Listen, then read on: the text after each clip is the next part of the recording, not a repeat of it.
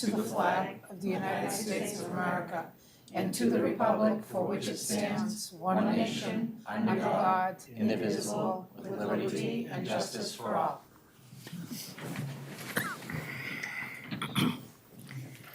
This meeting is being live streamed by Chelmsford Telemedia and posted to the Chelmsford Public Schools website for interested community members to access and watch.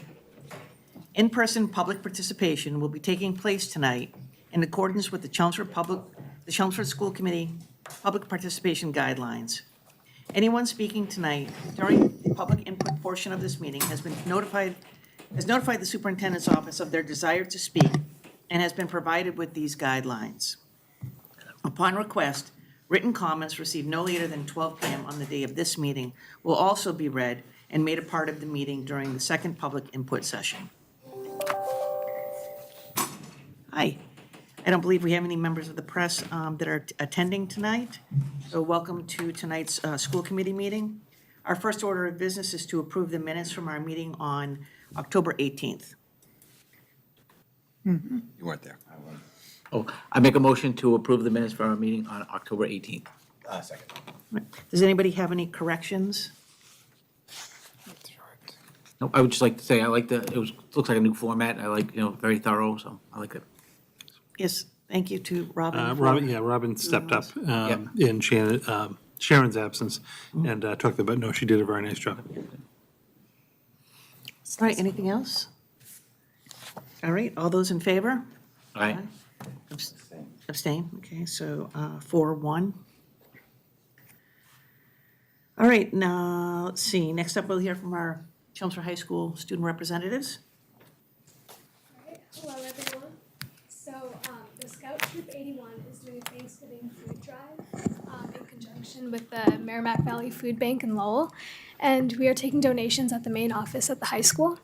And first term grades close Friday, November 4th, and the SATs are this coming Saturday on November 5th. Hello. So on Tuesday, November 8th, there will be no school for students, but it's a full day for staff. And the past couple weeks, we've had a couple colleges visiting, such as Middlesex, Columbia, Tufts, Vanderbilt, Bryant, Salem State. And a couple upcoming schools are Regis, Iowa State, Bay Path, Westfield, Franklin Pierce, and UConn. That's all I have. Right. Great, thank you. Does anybody have any good news that they would like to share? If other people have good news, we have a video because we had our French exchange students visit us last week at Chelmsford High School, and they flew out last week, so we put together a little montage for them, but if somebody has something prior to that. I think generally just talk about Halloween for a minute at different schools. It was kind of really fun. I went to two, Harrington and Parker. You went to more probably than I did, and I thought it was really wonderful. What happened at the high school? There was an event over the weekend as well, right? That was the line. Yeah, there was a Lime drive-through trick-or-treating, and I actually volunteered there, and it was really cool because there were people walking and people in cars, and it was really nice. It was great. Yeah. I heard all the clubs dressed up Yeah. in different costumes. It was really fun. It was It's amazing. become a community event, which is really wonderful for the high school to do. Yeah. I just wanted to tag on to the Parker, what is it, pizza? Hold on. Pumpkins, Paperbacks. yeah, paperbacks. Yes, so that was a great event. My daughter goes to the school, so we got to go see it. She had a pumpkin. It was really neat. The pizza was great. Allison and the whole PTO there does a really great job every year, and she's really excited. And my kid bought way too many books. Which is a whole other thing. That courtyard looked amazing. It did. Maria was an excellent judge. She did a great job. Oh, were you a judge? I didn't get to judge. Well, I had a skin in the game, I guess. We had to judge, yes. So it was a tough decision. It was some really good. There's some really, really good moments, but it was really a very active school community through the month of October because we had certainly all of the Halloween things. I think MVCs for cross-country was hosted by Chelmsford this year, so it was very busy up at the high school on Saturday. We've got the play, happening, and that's going to be ready, in just a few weeks, right? November 15th Yeah. is their first day. So there's a lot of really great things happening throughout the district that are certainly worth mentioning. And I hope that, people, will be able to attend, because some of these, like, for example, the play, I know the South Row Pumpkin Fair are public events, so people should take advantage of the opportunity to see our students in action. And then I have one thing. So this last week, I actually had an opportunity, which is kind of unique because I'm on the school committee for the the regular old school district, right? So I actually got to take a tour of Neshoba Valley Technical High School. So it was really interesting. As many of you guys know, I actually came from a technical high school. I'm a vocational student from Greater Lowell, took a shop and all of that. And one of the things I really forgot, because it's just been such a long time, is how different that education is and how really fulfilling it is, right? So people that don't go to those schools don't, I mean, you go to a shop one week and then you go to class the next week. And then I just remember walking through those rooms and being in my shop with all my friends and having this whole different experience with kids from all over my district, not just Lowell where I grew up. And it's the same thing for the Chelmsford kids. But I think a lot of people think of those schools as competition. And for me, coming out of that, excuse me, was that kids in this town have like two really amazing options. The school, Neshoba has some really great programs around advanced manufacturing. They have programs in marketing, for programming, and all of these things filter up eventually to working one week. And then actually, I think they do it 2 years now, but you go to school for 1 week and work the next week, right? So if you're learning a trade or anything like this, you also get practical experience in the field. So coming out of it, it was just a really unique experience for me to go back to a technical high school. I get to not call it a vocational high school. It's not what we call them anymore. And just really how fortunate we are in Chelmsford to have access to that school system as well, because it's really, really super unique, and I really loved it. And I wanted to get some of the snickerdoodle cookies, but I ran out of time today. So I owe you guys next time. I heard they're famous, so I'm going to get some. That's Yeah, I think you bring up an interesting point, that it isn't competitive and it's becoming more collaborative than ever. Yep. And I believe in speaking with Claire Janot, that they are looking at some programming, post-grad and after-school programming. I mean, it might be worth having them in to talk about, how it is that we can, encourage our students who might want a traditional high school experience for those 4 years, but still have access to trade training as post-grad work, how we can work collaboratively together to make sure that that can happen for our kids. I know we already do, but, I don't think we talk enough about it. Sure. Yeah, and thank you to Jay and to Superintendent Pigeon, who graciously allowed me kind of onto the school. It's really interesting. When you're learning your shop, you also, all the rooms have other classrooms assigned to them, and it's the theory of your work, right? So it's not just, I didn't learn programming, right? You go in there and how does it apply to the real world? It's a whole different skill set and a whole different education style. And it's, anyway, I appreciated the opportunity. That's all. That's great. Thank you. All right, any other good news? All right, well, you want to show us our, Yeah, so if you had a chance to see this in the newsletter, you'll get to see it again. If you didn't, this might be your first time taking a look. So let's see our little visitation with our French exchange students. A little patient for it to start.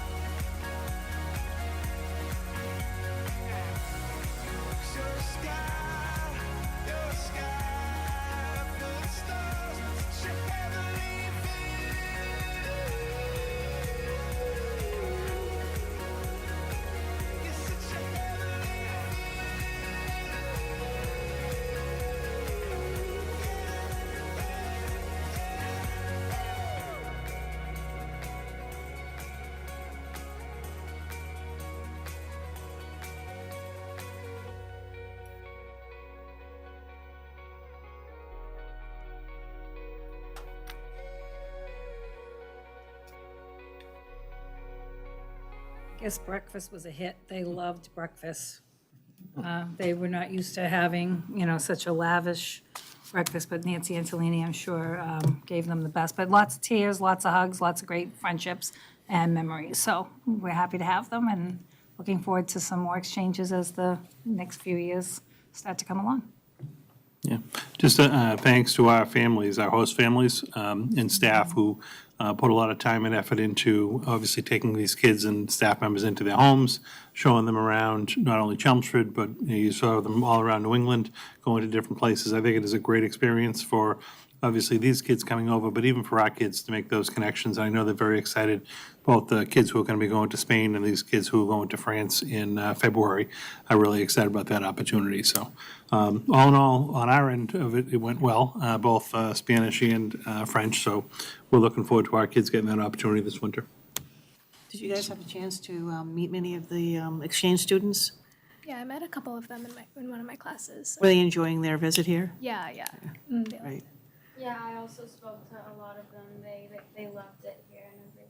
And one girl said she was crying. And she absolutely Oh, that's- We took lots of pictures with them. They all kept taking selfies. great. Thank you. Great. All right, moving into the regular item Yes. tonight. We have no public Our comments. first presentation, we're actually going to welcome up our Byam School Administration. We have our principal, Jason Fredette, and our assistant principal, Betsy Dolan. And this is going to be our spotlight on the Byam School. So I welcome Jason and Betsy, and looking to hear a little bit about Byam tonight. You almost said Jetsy too, and actually we do go by. Do you go by Jetsy? on That just occasion. Good guess. Well, thank you for having us. I think we really kind of, sometimes the reputation precedes itself. We were setting up extra chairs, worrying that I was going to bring some students, some staff, and it's actually just the two of us tonight.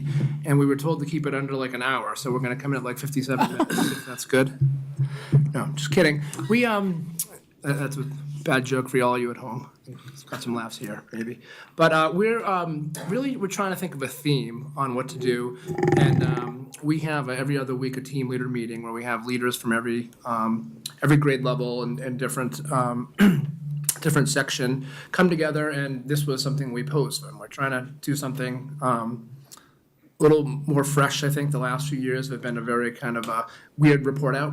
We've reported out about things that were out of our control, but how we handled various aspects of COVID and protocols and how we changed things.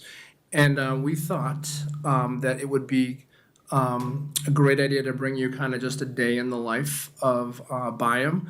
One of the suggestions from our teams were that Betsy puts together a great video every Wednesday, which we're running a little late today. We were hoping to maybe get you guys to be a part of our filming here briefly. But we kept our Wednesday announcements, which used to be virtual. Wednesday was our virtual day. So we would put together, and I say we, I mean Betsy, would put together like a really well kind of choreographed video for our students to do and get their recognitions that way. And it stuck. It was something that people really enjoyed. And so our team leader said, well, why don't you guys put together a video?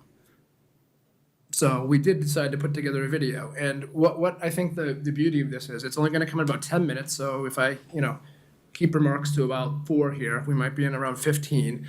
But the video was not a planned video. Literally, we went out and took just our phones out to classrooms each day. Didn't tell them we were coming in. And we wanted to just kind of capture what is happening daily. We really kind of had a curriculum focus. So we got through a bunch of classrooms, saw a lot of students, great teaching and learning. But I think that's like what I would say the good part of our job. And Betsy, I'm going to turn it over to her to just kind of reiterate that. We're lucky that we can just pop in when you're having a tough day. You can pop into a kindergarten and see something happen. You can walk and go to, you have this building of amazing, amazing community that we're able to see. And it just was kind of a way that we did it, and it came together pretty well. Betsy, if you want to No, add a I'm little just going bit. to say I look forward to sharing it with you. Thank you for having us, and I think that we'll let the video speak for itself. We enjoyed making it. and they did all a great job. And our skills have definitely, if you saw some of our earlier videos, like beginning of COVID, there's been sophistication. This will be like the kind of, when you think of like Spielberg and things like that, and you kind of see the, the fake shark coming to bite something, and then you see, amazing aliens later. It's an evolution. So I feel like we're kind of in our process of evolving here. Also, a little nod to the Beatles too, if anybody Beatles fan. Spielberg, that's a high bar. Yeah, it is. But let's.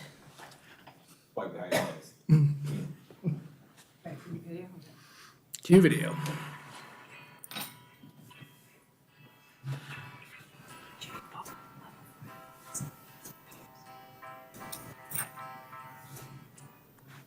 We're going to take you on a trip from kindergarten through 4th grade throughout a day at Byam School. We hope you enjoy seeing all the teaching and learning that's going on.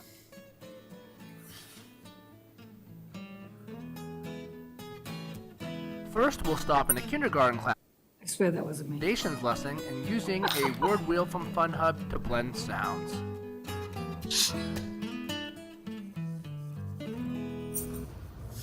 All right, here we are. All right, Baran, pick a friend that thinks they can read this letter. All right, Emmy, what do you think? Elbows up, fingers ready? Sip. Sip. What does it mean to sip? What does it mean to sip, Emmy? Like sip a cup. Like sip a cup. It's not sit, it's sip.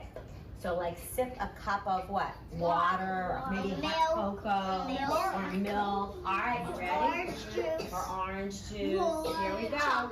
Around and around it goes.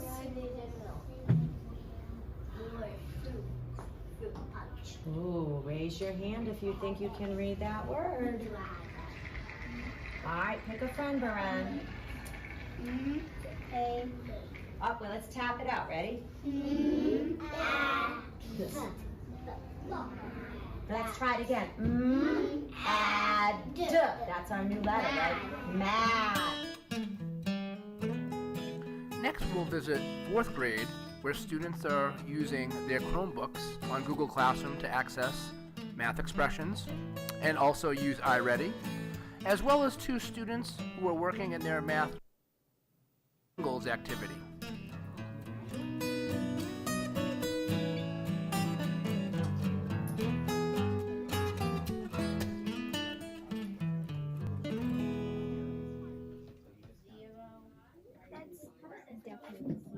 Yeah, I think it's 70. No? Yeah, I would say 60. So you say. Okay. So you say 60. So you want me to play one? Estimate. I'll be playing 2. Okay. In music, our 4th graders at Byam are lucky to be able to play ukuleles, which is a nice addition to our music program. It allows students to learn about chords and stringed instruments.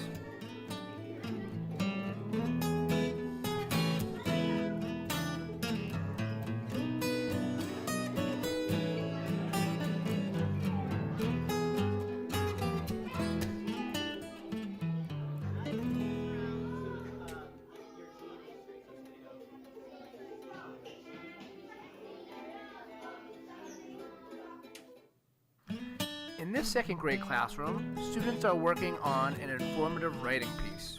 You can see them working in guided practice with the teacher, as well as working on their pieces independently.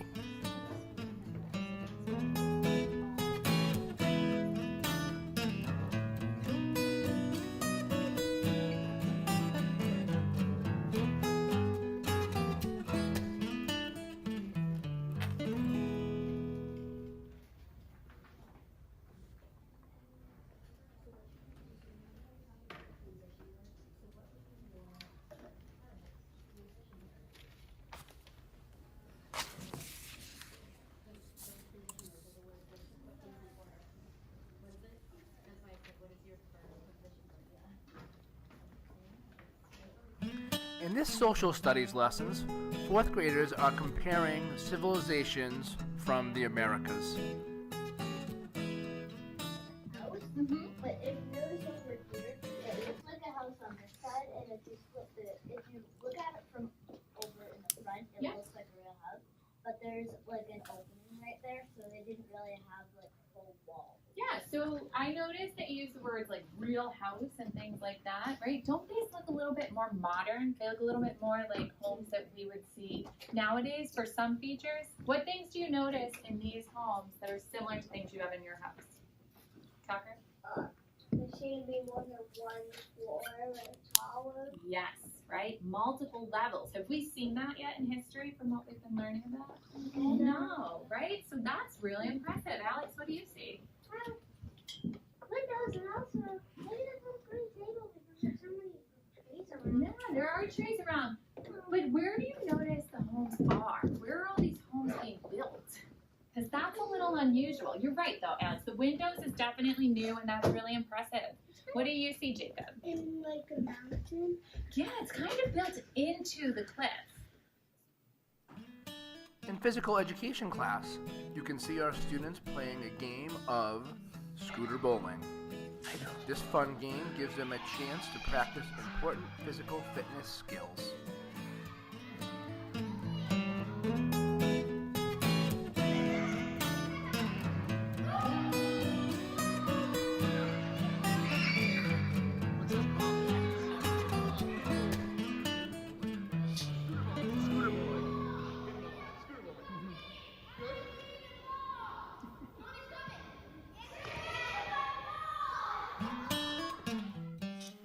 In this third grade classroom, we're watching a class start an interactive read aloud in our Fountas and Pennell classroom, or FPC program. And it is called Verdi, again by Janelle Cannon. Now, when you look at this cover, what do you think Verdi might be? What kind of animal might she be? Connor? A snake. Yes, a snake. Very good. And yesterday I told you that the author Janelle Cannon often writes about animals who are misunderstood by humans. Can somebody raise their hand before I read and tell me what's something that most humans think about snakes that might not be true? Allie. They're slimy and gross and they want to eat your head. Yeah, she writes about books about animals that are misunderstood, and most humans might think, as Allie said, that snakes are slimy and gross. But let's find out. It's also an animal fantasy. So we're going to have animals who talk and feel like humans. So let's get started. Did you know that elephants can feel the same way as humans do? Yeah. Okay. So take a look. You're going to notice, like yesterday's book, she has a lot of drawings around the page, and that's a characteristic of this author. These fourth graders are outside collecting soil samples, which they will later compare from the different areas of the school grounds as part of our FOSS science program.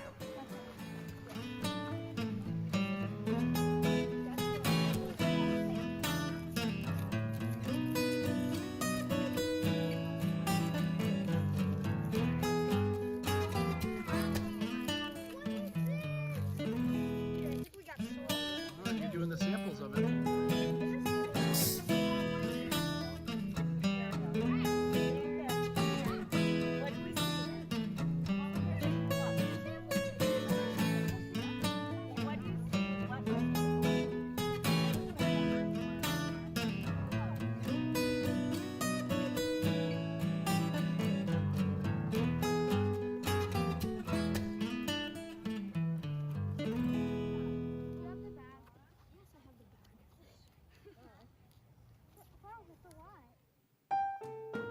We hope you enjoyed that quick glimpse into a Biome day, and we certainly want to thank our amazing students and staff for making these days wonderful.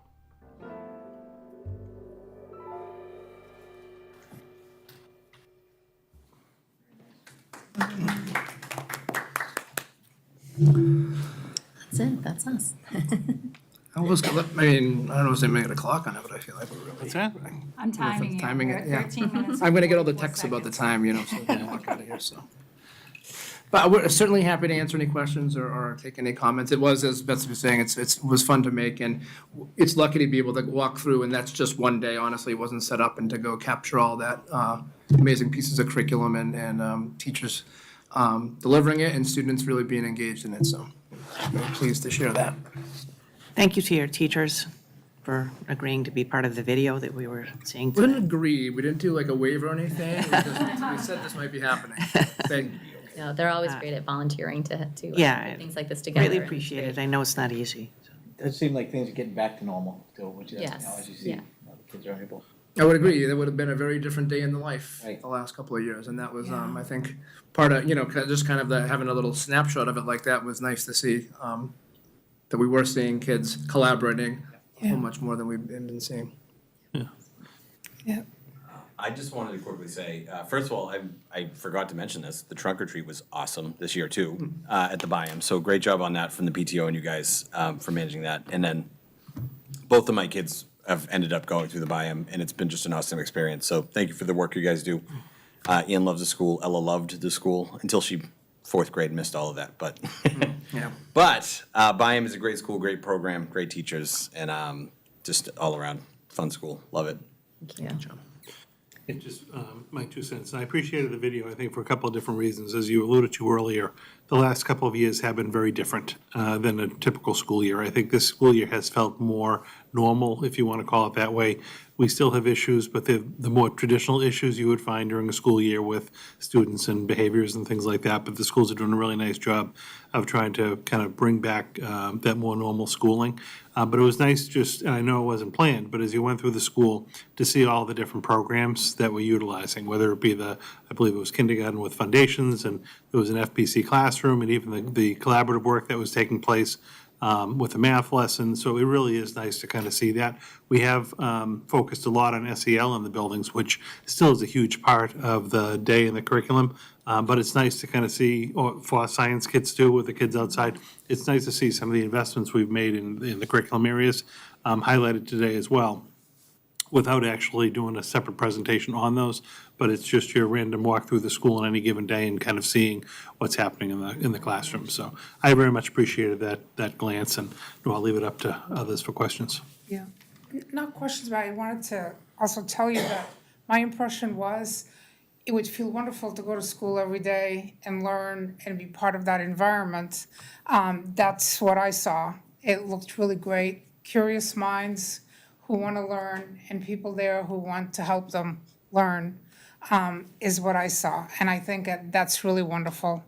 And the other thing is that I think sometimes in presentations, you want to just give us the very best that happens to you in a school and so on. This is what happens every day. And that's what makes the difference in the long run. So I honestly think I loved it. It was great. Thank you. Thank you. And that's what it would look like if we didn't go with the video, where they're gonna get used to us shooting videos all the time. We seem to be, follow us on Instagram, by the way, too. We're also, trying to pick up followers, but, you see that genuine love of learning and a genuine love of teaching. SEL isn't just all what you're doing, it's how you do it, too. And I feel like that's, what we see day in and day out. So it's something that our community is very proud of. It's great. Thank you. Spielberg better be worried. Yeah, I mean, I think we do this a few more times.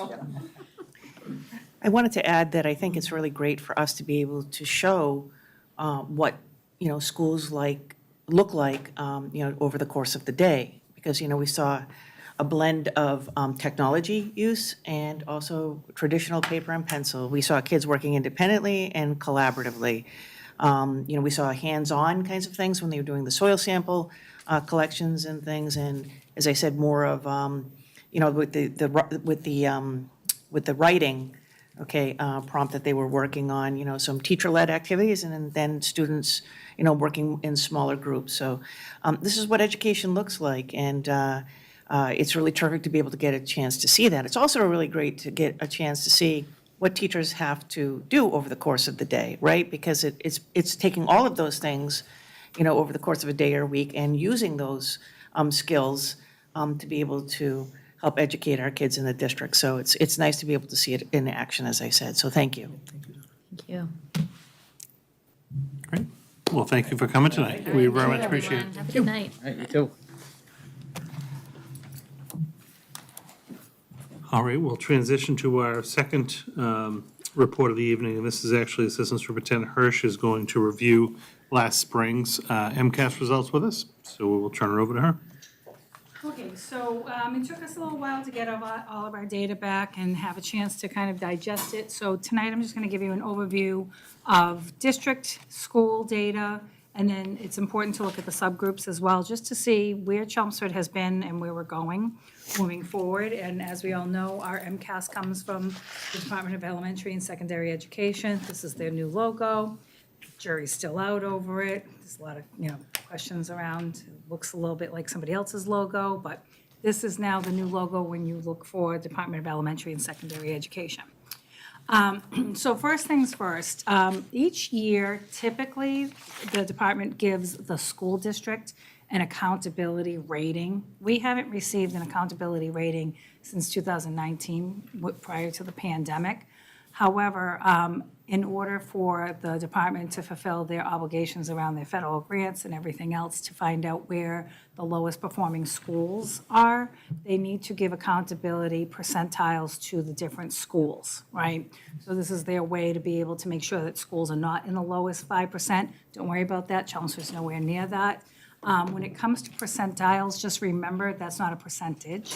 It is looking at same attributes of that school. So they're looking for performance, SGP. When you get to the high school, they're looking for dropout rates, participation rates, and comparing those schools to similar schools and how those schools are performing. So if you were to look at Chelmsford High School, we are performing at 83% higher than most schools that fall in the same category of Chelmsford High School. So we're in good shape that way. So these are the individual school percentiles for accountability. And again, Chelmsford has never, ever been the lowest performing school district, even lowest 20%. So we're never really that concerned. But it is a good idea to find out where the schools are falling. So these are compared to the comparables, like we would Comparables. with other things? Okay. Yep. So how they're doing compared to schools that That are group of 10 or comparable. 12 communities that we Correct, can. K through 12 schools in the Commonwealth. So overall data, if you were to look at MCAS for ELA, so the first thing we're going to look at is ELA, then mathematics, and then science. Overall, as a district, where our performance, which is our proficiency rating, that is out of the 100%, what most people understand, is at 58.8%, which is 5% lower than how we performed in the previous school year. However, compared to the state, we're 18% higher than the state. And then what you'll see on this, I probably should bring my cursor, or you probably can't see it if I can't bring it over to that screen. But what you're looking at too is the SGP. So SGP is the student growth percentile. What you would, typical percentiles anywhere between 40 being at the lowest and 60 being at the highest for school districts. That's the typical span. You want to be at 50 because that is at least a year's growth. So for the district overall performance in ELA, we're at 53.5, which means we have at least a year's growth if you're looking at everyone taking the ELA test, which is up by 11 points from the previous school year. So 2021 is where you're going to see a lot of the differences. There was some, when we took MCAS in 2021, that's when we started to see some of the discrepancies, and you'll see where we're going up and where we're going down as a district, but it's not big swings, so that's very helpful. And it's 4 points higher than the state average, so the state average is in the middle, so which is nice. And then on the right-hand side, it's a small cluster, and we're going to be looking at the schools individually, but that is the SGP. That's where all the schools fall. So you see we're above the 50% in that right-hand side. Same for mathematics. So mathematics has actually gone up district-wide. So we're at 50, our proficiency is at 53.7, which is 7% higher than last school year, which is 15% higher than the state. When you look at SGP, you'll see that we're at 51.1, which is 18 points higher than where we were for SGP from the 2021 school year, which is great, and then 1 higher than the state. And again, this is a 5-year span, so this is what it looks like for the next generation math test from 2017 to 2022, with 2020 obviously missing because no one took the MCAS at that point. And then for our science, you'll see that it's 65.7%, which is 12% higher than the previous year and 24% higher than the state. However, I would like to point out that in 2019 and 2021, that is the we're not taking the next generation science standards. This is only our grade 5 and 8 students. And then the 2022 has the high school students either in grade 9 taking the biology as an honors student, or in grade 10 taking it in the college preparatory class. So science is in decent shape, but there's some nuances to the data that's in front of you. And science doesn't have SGP. Student growth percentile is only calculated for 2 years continuously in a content area, so that's only ELA and mathematics. So you'll never see SGP for for science. So this is the overall for all the schools. So if you want to see how they were doing from 2017 to 2022 in ELA, this will give you that bit of overview of how they've been performing across the years.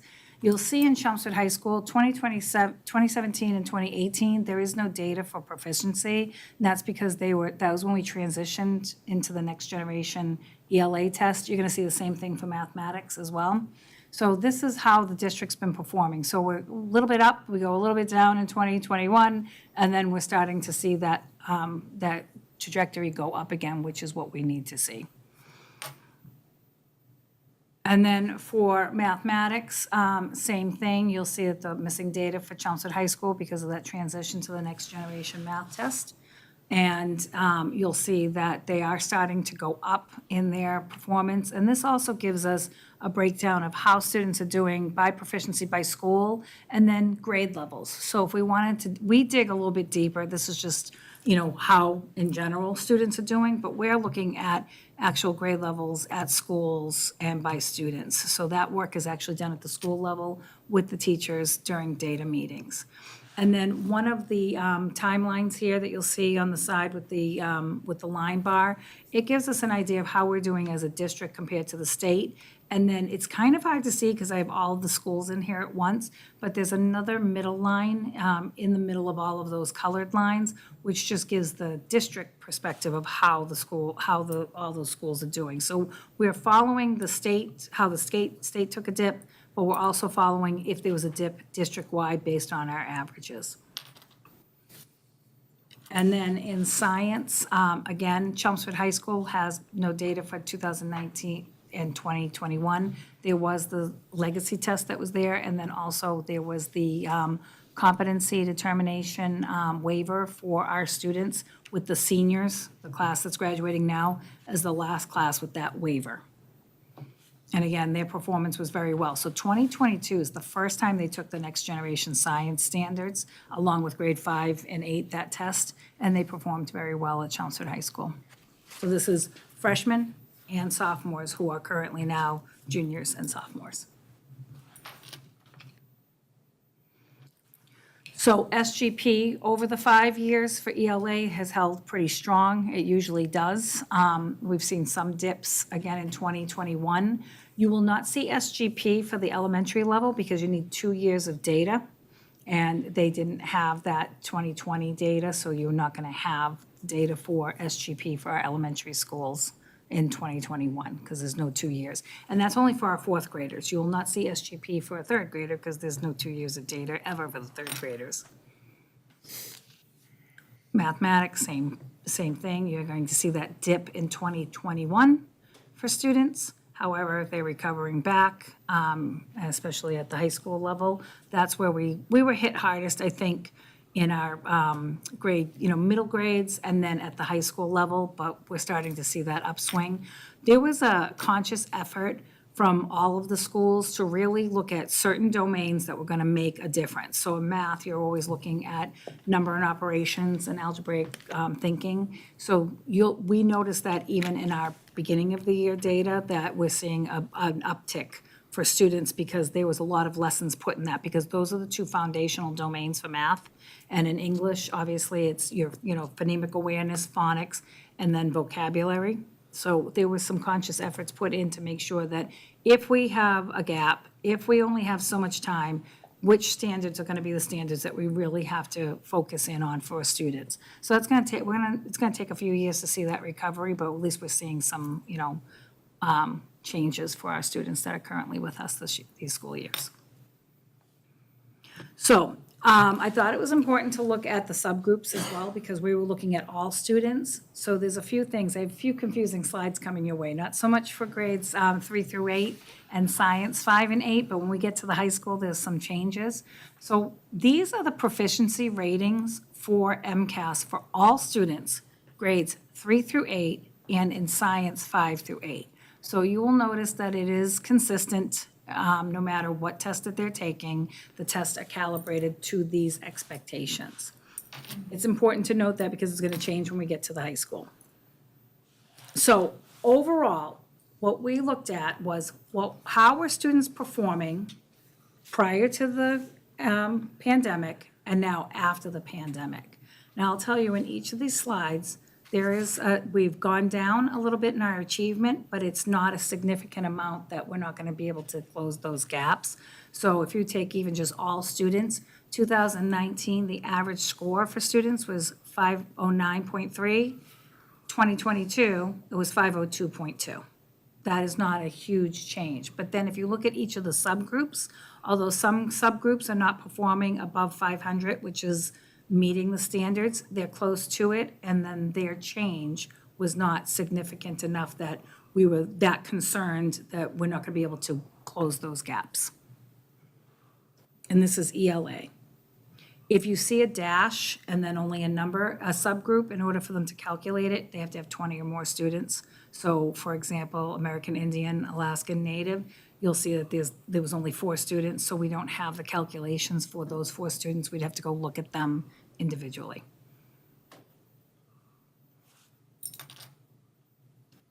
And then for math, the same thing for achievement. You'll see that there's some, changes obviously in the downward trend, but not a downward trend enough that the scores are not going to be able to be recovered as students are learning those skills. And we're finding where those gaps are as we continue on. Science, I'm sorry, are we on? Oh, yeah, science achievement. I have the wrong, I can see that that's the math that's still up there. Can I ask you a question? Yeah, I'm going to have to change that slide. Why is the math up there? Can I ask you a question on this slide? Because I'm trying to understand. So let's look at the number under N, at the end column. Out of that total, you would have 884 high needs. There are students. 884 high-need students Okay. that would be considered high need in the district. All right, so I guess I'm trying to understand if the other numbers, students with disabilities, for instance, are part of that 884. They're not supposed to duplicate the numbers, so it should Okay. be 2 different designations. It's not the same students. All right, thank you.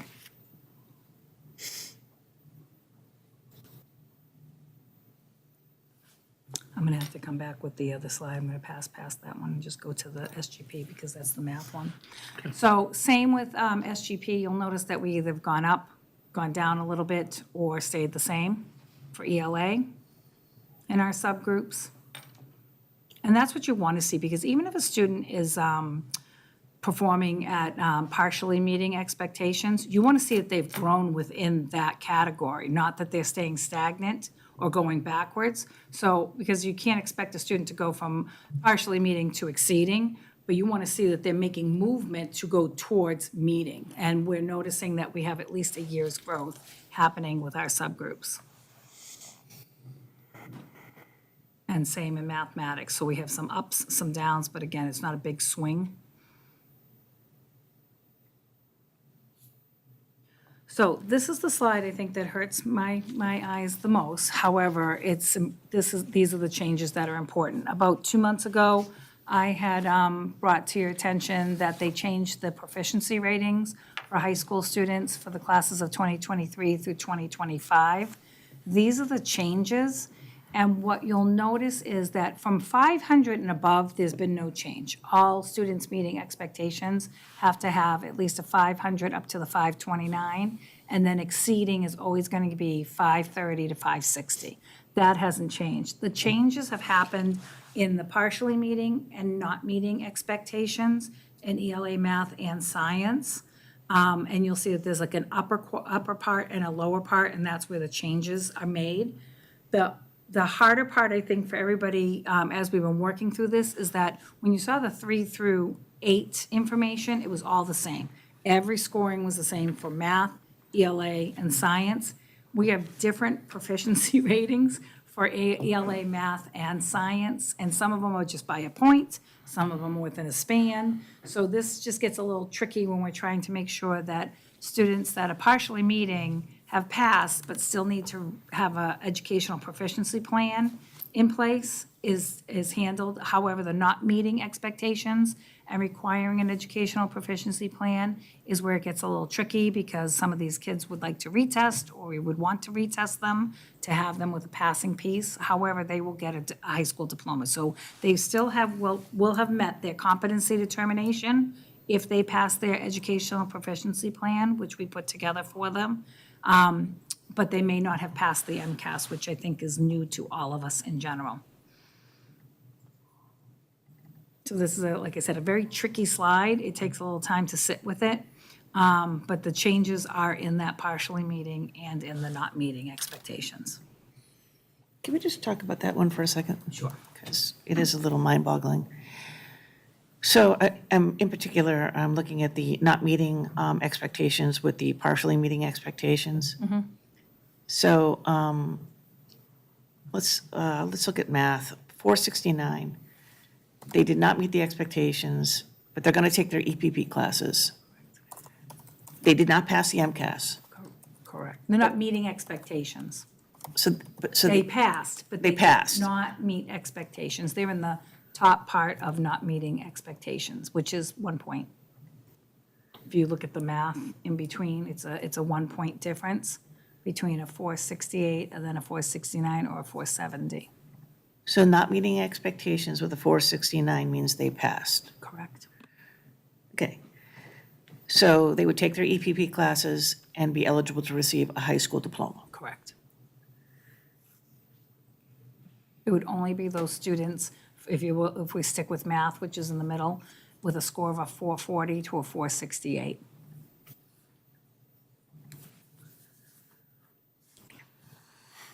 Go let that sit with you. But in the past, those students wouldn't have been able to get a diploma if they didn't. If they don't pass, if they don't take the MCAS again, we cannot give them a diploma. There's no EPP process for them.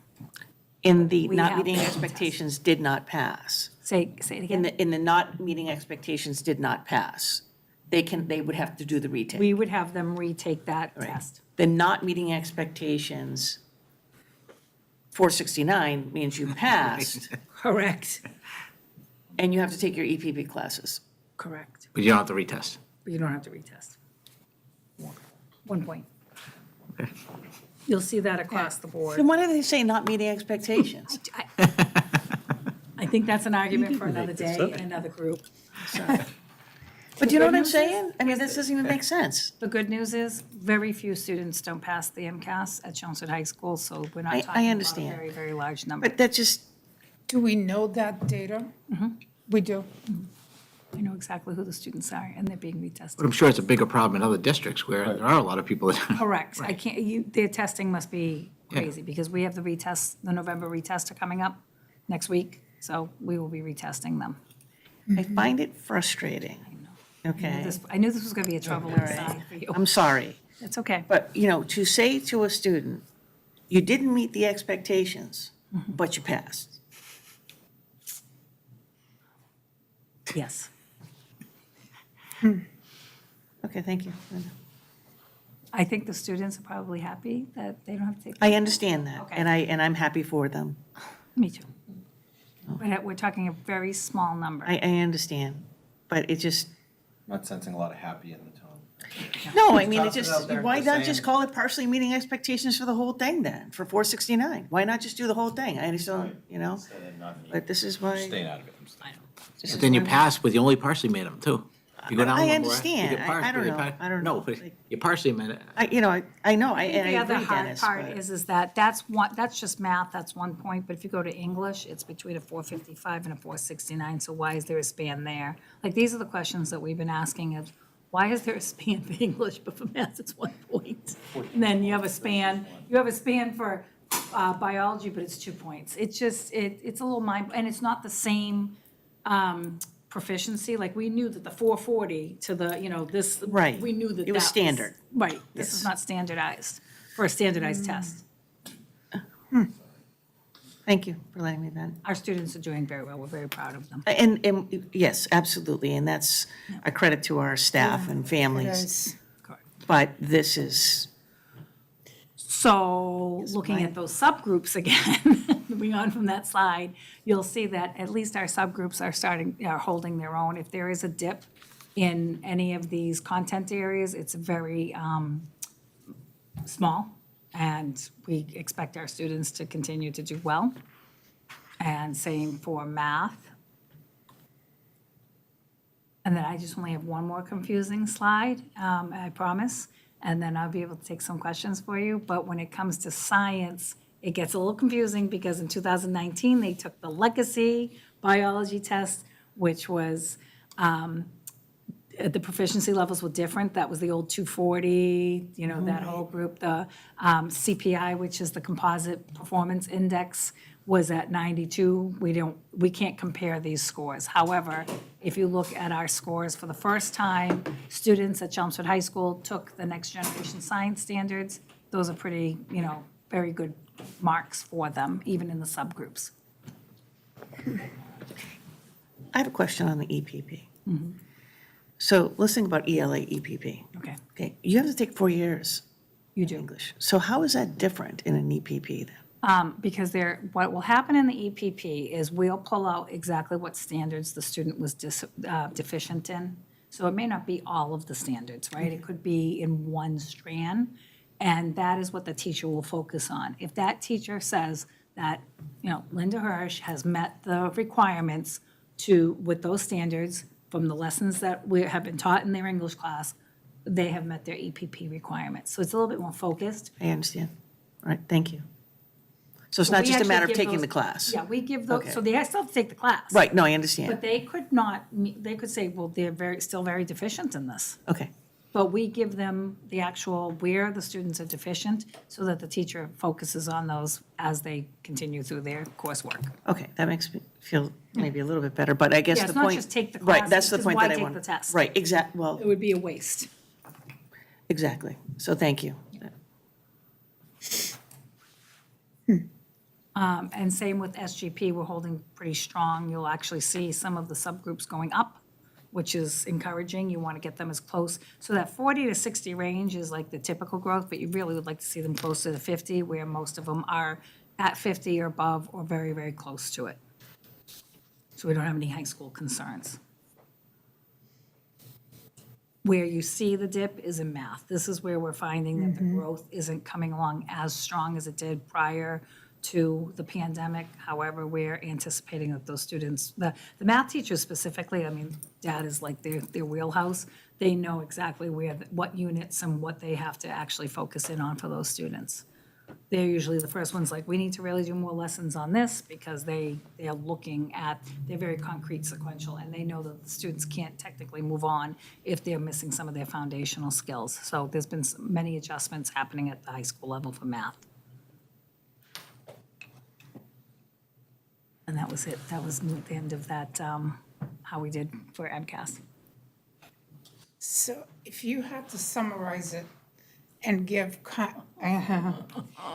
you had to summarize it and kind of evaluate where we are as a district from last year into this year, how would you summarize it? Oh, I would say into this year, we're in a much better space. You have to remember, in 2021, even though we came back in person, masked, the attendance was hard. It was hard for everybody, because if you were sick, we were still under the old, you have to stay out for the, 14 days. Students, teachers, it was bedlam, I think, at the beginning of the school year. And then as this progressed and we were only out for the 5 days, that we had already gone through the majority of our school year. So everybody was very, very frustrated, and even though that we came back, you would have thought this was great. They were more frustrated than when we were in the hybrid/remote year, because the attendance and keeping kids on track and remembering who was out for so many days was really, really taxing on the staff. It was very difficult. Plus, if a staff got sick, then who are we getting into those classes? So I would say we were in much better shape, and we anticipate going back to where we were pre-pandemic times. Because we knew where some of our deficiencies were at 2019, and we were prepared, and we were working on it, and then everything comes to a screeching halt. And then these kids are isolated, adults are isolated. This district did an amazing job of keeping those academics at the forefront, when it could have easily been like, okay, well, we can't do this, we're in a pandemic, what do we do? And even when we talked to, like, we had our beginning of the year data meeting with iReady, just to see how our students are doing at the beginning of the year, because that's how we benchmark them throughout the school year. They were like, they're not seeing these type of numbers in other districts. And we're like, oh, geez, I wish that was a little higher. They're like, you have no idea, because they're looking nationally, and they're also looking throughout Massachusetts. And I'm not, it's funny, if our math coordinator was here, he would be like, remember what they said about math again? We're doing great, like, because he loves, hearing that. But they were actually very, very surprised on how well Chelmsford did compared to the other districts that we're never going to be able to see iReady-wise. And iReady, we have contracted with them to compare the data to MCAS, and we're on point with MCAS. So how students are doing in iReady is how they're doing on MCAS. So it's a good indicator for how students are going to succeed throughout the school year without waiting for summative data to show up in September and October, when the students have graduated onto the next school year and started the school year. So we're pretty pleased with, how we've done as a district. Do we have places to improve? Sure. But we're not that far behind compared to some districts are doing in the state. So that is definitely a testament to all the great work by some great staff who have worked hard with students. The support you have provided, towards all of our programs, everything. Administration has been able to keep everything together and manage it well. And also to our students and families who have been able to make it through this really pretty tough times. Dennis? Obviously, some of this is definitely, good to see that we're bouncing back a little bit. From where you said, where do we need to concentrate our energy now? We definitely saw, like, the math was going down, and you see the math's coming back up. Yep. ELA kind of is flatlining. Yeah, we have to look at the ELA in general. That's not even just high school, that's across the board, because in order for the students, we feel like we have a good basis. Like, we've been putting all of our efforts, obviously, into phonemic awareness, phonics, the whole reading program. There has to be some movement now and some concentration on vocabulary, right? And that's not just vocabulary in English, it's academic vocabulary across all the grade levels. Because for students may be able to comprehend, but if they don't understand the vocabulary, they may not be able to comprehend in a science class or in, their math class. So for that comprehension of literature and informational text to increase, we have to put some efforts into vocabulary. So that would probably be that's my recommendation for next steps for ELA. We did a big, Jeff, you might even remember this, we had a big initiative around vocabulary teaching and vocabulary development, just at the beginning of the lesson. I would take 5 minutes to go over some of the larger vocabulary words, but so wasn't the science teacher, the math teacher, the history teacher. And a quick slide about that. It's almost similar to the SEI work that we do, where you go over the vocabulary ahead of time. So that made a difference when we were seeing some of our reading scores slip when I was teaching in this district. I would recommend that we go back to something to that effect, and along with the writing, because I think our students can read. If you ask them to read, they can, decode, read. But I think where the comprehension is slipping is in the, larger vocabulary piece. It's like the joke. If somebody says a joke and you don't have context, you can't laugh. you're like, oh, I see other people laughing, I probably should laugh. They don't have that. Because I was just thinking, from a budgetary standpoint, I know we put money in for tutors, the middle school particularly for math and stuff like that. Is there something that we're gonna need to do to help us on other ends? I think we want to keep the interventionists and the tutors in, and we're doing that now. Our issue right now is bodies, like we have the positions, we're just trying to get people to take them. So I think keeping them in place, I would highly recommend that, and then trying to make sure that we, recruiting-wise, we can get people in for that. Because one of the changes we made, which is huge at the middle school, is to put in a reading interventionist, a math interventionist at both schools. One was just actually hired for Parker. And that's made a distinct difference for some of those students that didn't get the lessons in, say, like phonics and in reading. We can actually pull those students now with these interventionists. So yes, please continue to support that. Yeah, no, I would just say, I mean, I wholeheartedly agree with that. I think we've been fortunate to put resources in place even leading up to the pandemic, which set us aside from some of the other districts. We had gone through the new literacy program adoption, and it really does take years to really see that get embedded. But I think we're in really good shape on that front. It's really just now implementing and getting the training and professional development and making sure it's being done consistently across the district. Linda and her group are taking a look at the whole mathematics curriculum and a new mathematics adoption. I think it'll be really important to support that the same way we supported the ELA adoption when we look at that in the springtime. It was interesting, and again, even when you look at the video from Byam today, the different technology investments that we've made, whether it be the flat panels in the classrooms, and you could see the teachers just, weaving that into their instruction. You're not seeing every single class doing that, but there was a class that was pulling up the Chromebooks to access a particular resource in one of the classrooms. So they have all of the different technologies in the room, so I'm very happy about that. I think, one of the things I was very pleased to see is, again, that rebound, which a lot of districts did not see coming back in this year. But I think, for us also, the impact of the pandemic on our most struggling students, our special education populations, our economically disadvantaged students, they really took the biggest hit in the pandemic, and we haven't seen their rebound be as significant. They've certainly had a rebound, but they're not rebounding to the level that the general ed students are. So I think that's why I work even with district management group as we're looking at what the plans and the strategic plan, where we're going to need to put our resources. That definitely is a population that we need to work on and make sure is fully supported, because that is a population that the evidence is now kind of borne out. They, suffered the most during the pandemic. I think you're seeing that not only obviously with the academic scores, but our new social workers that we've added to the district and our new SEL resources, really making a huge impact. I couldn't imagine not doing that, particularly with these students and families coming back to school and just seeing the level of support that they need. I think it was critically important that we did that, and we may need to make more investments. So those would just be a couple of highlights for you. At the risk of repeating what other people have said, I think that there are some truths that we know, and that is that across the country, scores dropped for students. Students took an academic hit as a result of COVID. We know that this to be true, okay?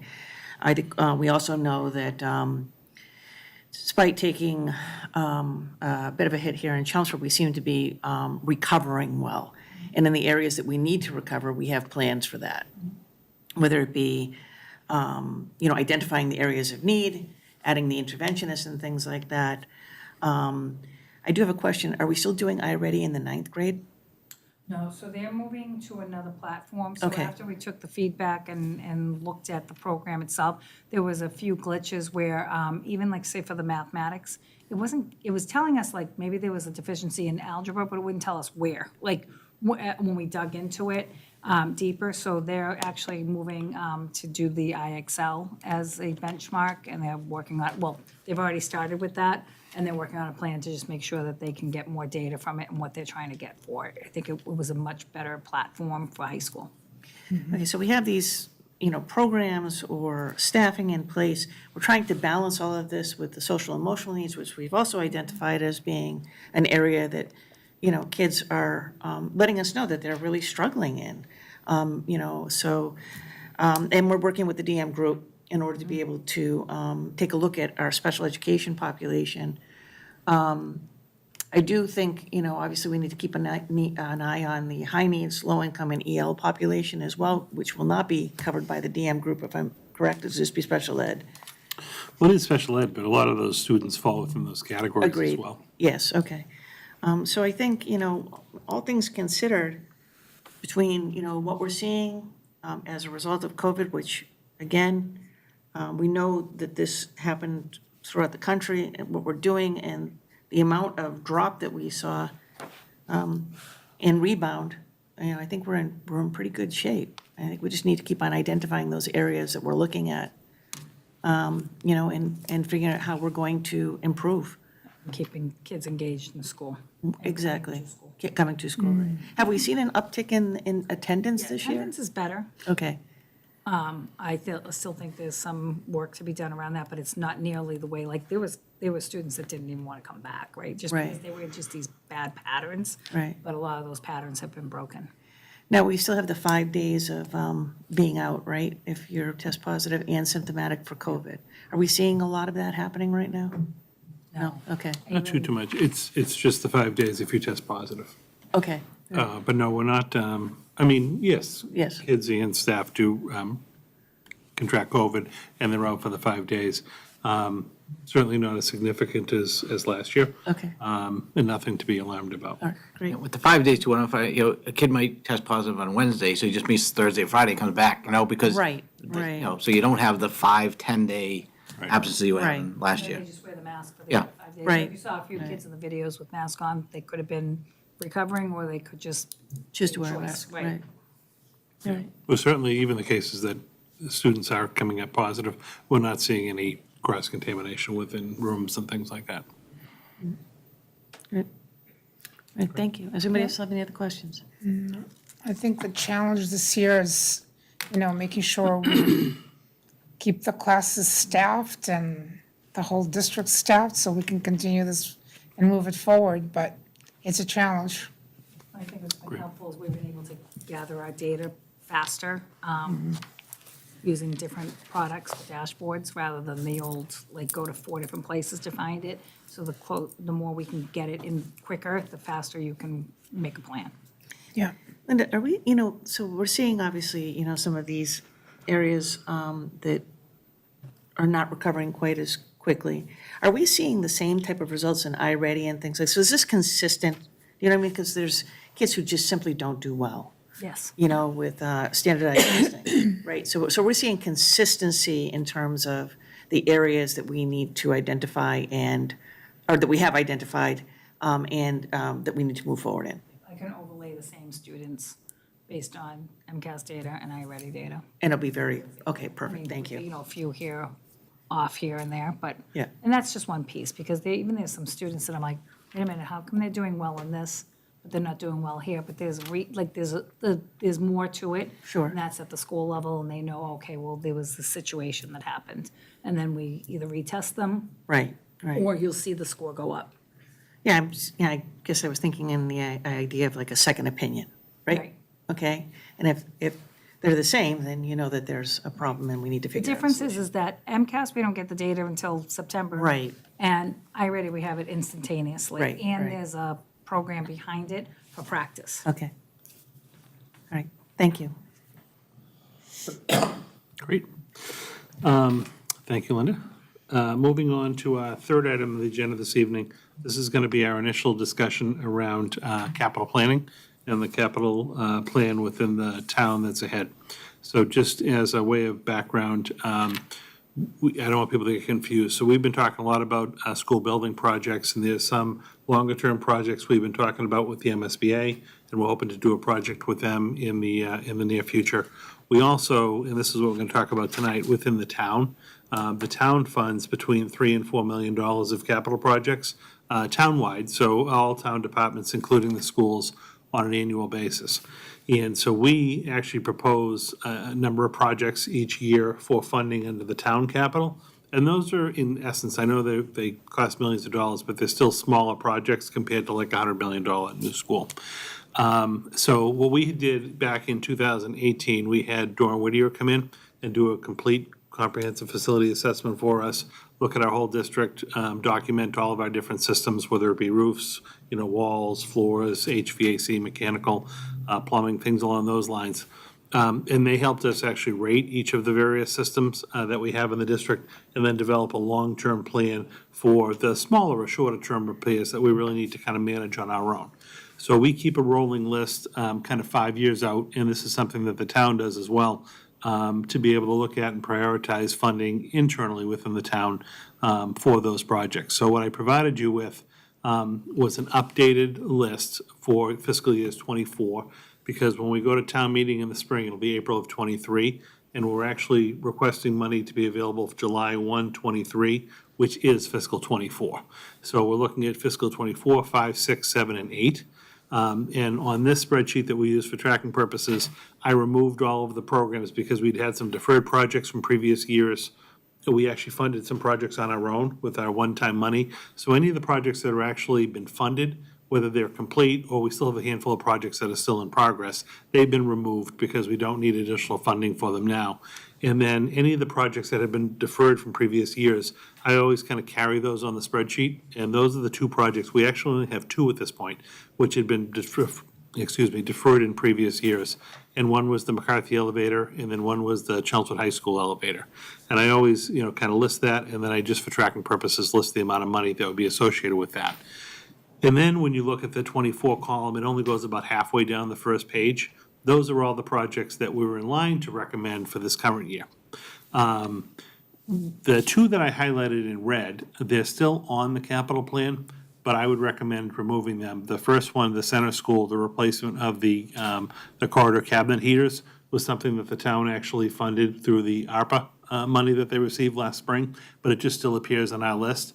I like to keep it on the list because when we remove it off, I'll just track it separately. So I want to let you know that it's going to get done, but we don't need to come to the town capital for that funding source. And then the other one was, we were trying to do about $75,000 of classroom refreshes each year. We've removed that for the last couple of years because we did such an investment during COVID that all the rooms were already outfitted. And what Bill has recommended is, through the one-time money that we get in the spring, if there were any additions, like we added the sound bars last year and things like that, we've just done that through our own one-time funding. We haven't gone to capital for that.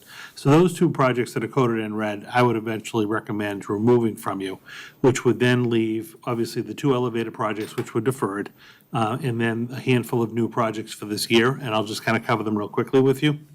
If you flipped all the way to the very bottom of the page where you have the capital that goes all the way out to 28, I track this also just again for funding. So we technically have $832,000 worth of projects which were deferred. That number is included within the 3.1 million in fiscal '24, just to kind of show that if we don't actually fund something and get it done, it just increases the ask for the outlier years. But we typically have between $2 and $2.5 million worth of projects that we recommend each year. And again, we do have to make some adjustments based on what other town departments ask for, priority-wise, scope-wise. But that $2 to $2.5 million has been a pretty good number for us to shoot from. So if we go back up to the first page where we have those projects, just to review them real quickly, my thought would be to give you these projects tonight, to make sure that there's no issue with removing the two red ones that I have highlighted. And then what I would do is take all the other projects, and we put together individual project forms that get submitted to John Souza to ultimately go to the capital committee. So I would put those together for John, for the capital planning request. And then at our next meeting, I would list all of those in a spreadsheet we've done previously. We've kind of gone through them, and you've helped prioritize in the event that we can't fund them all, what are most important to the school committee. And we could do that at our next meeting, so you have some time to kind of think about it and respond. And then I'll put a memo together before the capital plan meets end of November, early December, to start looking at those projects, if that works for people. Okay. So rolling through this, the first item, as far as it was not deferred, there was an item we've been carrying in the capital plan in fiscal '24, it appears for the first time, and this is a renovation of the whole art wing and the art classrooms at Chelmsford High School. We've done some minimal work to the rooms as far as adding a couple of walls to make more discrete classrooms. But this actually includes going into that whole art section and renovating all those rooms, basically floor to ceiling. So it would be new equipment, new layouts. Some of the rooms are now, because the number is high, they're technical, so they'd actually have new technology installed in the rooms. But that was a complete outfitting and a renovation of the art wing and the art classrooms at Chelmsford High School.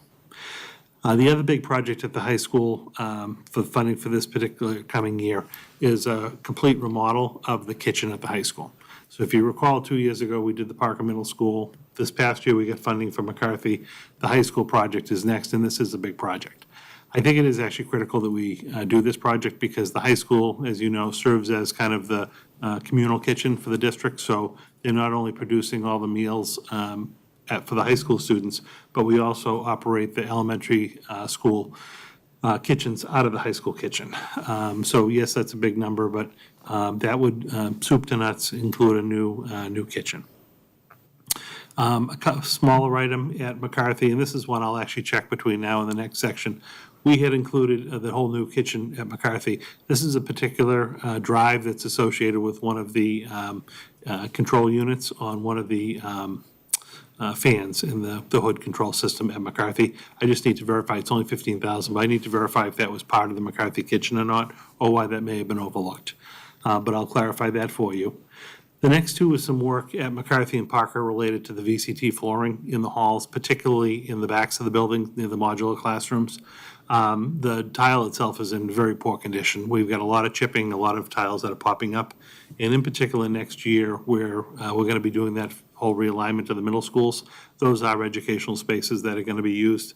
We're going to try to do, even with some of our one-time money in the spring, recommend some additional projects for kind of like refreshes of those two spaces so that the staff and students going into them really have a good sense of the buildings. But that would be to repair and replace, and in some situations, it would actually be, say, a whole classroom, a VCT floor tile. Those are just the tile squares in the classrooms.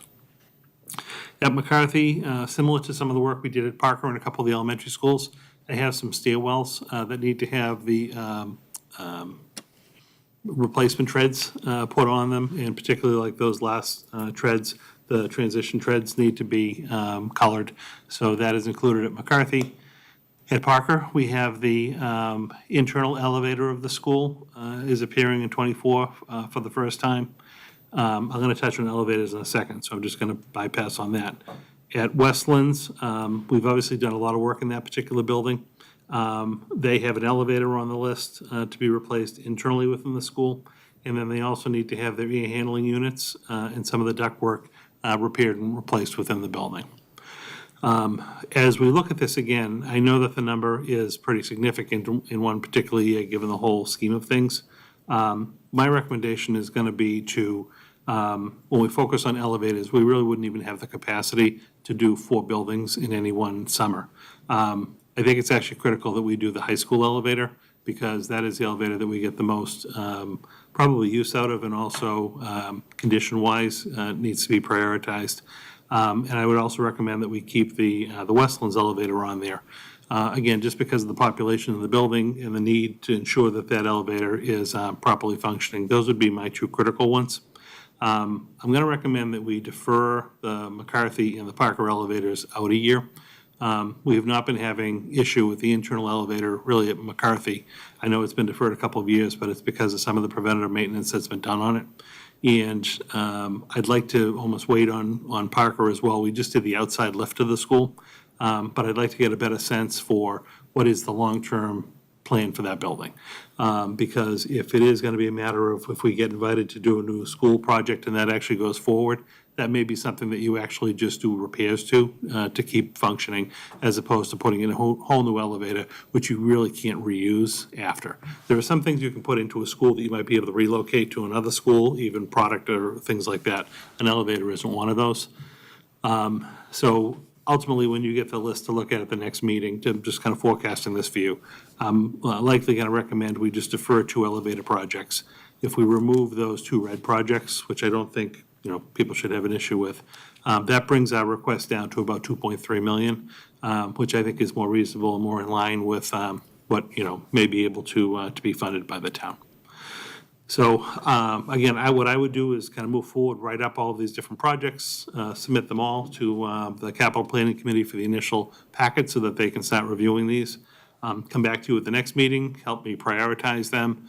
We'd send that off to the capital committee. I know Jeff serves as a member, he's very excited about that, of the capital committee, so we'll be able to look at those projects when they come forward. But my thought for today, again, I think it's nice to kind of see even the outlier years, 5, 6, 7, and 8, so you get a sense of what's coming.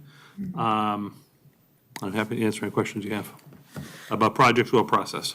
Yeah, you actually kind of addressed a little bit. At what point, assuming that we're in a good mood for the new building project, we start looking at Parker McCarthy a little differently, like, okay, we're gonna make sure it's safe and everything else, but, we don't do the cosmetic stuff, we don't do the stuff that's not gonna, be something we're gonna need long-term. I mean, when do we? Well, I think McCarthy is, in my opinion, if this even happened, McCarthy would always remain a school. So we would fully continue kind of moving forward with McCarthy programs. We would just kind of keep in mind like what population it could be serving. Parker, you would always, in my opinion, take care of any of the life safety issues. But if that were going to be a school that ultimately got accepted by MSBA and the town got behind it to support the project, I think you would do less of the cosmetic repairs to the building, knowing that it probably had only a 4 to 8 year window of life. But these the VCT even on the good night. Even on like the short-term basis, to get 4 or 8 years, 10 years, something out of that, I think is worth it. It's also a tripping hazard. That's where I was going with it, yeah. Yeah, but we would definitely kind of come back and reevaluate the 5 to 8, the 2025, 2028 projects.